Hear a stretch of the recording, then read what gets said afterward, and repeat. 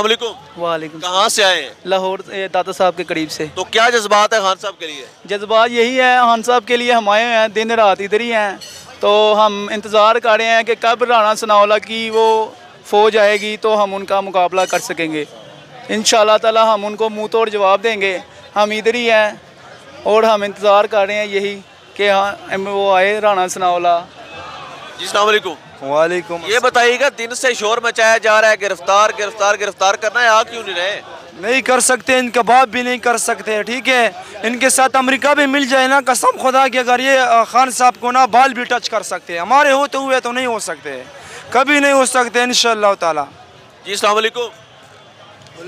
अवाम की तौहीन है, अवाम की तौहीन कर रहे हैं, अवाम को जलील कर रहे हैं। खान को क्यों गिरफ्तार करेंगे? वजह क्या है? उसका कसूर क्या है? उसने क्या जुर्म किया है? कैसी बात करते हैं? एक शख्स जिसने वर्ल्ड कप इस मुल्क को दिलाया,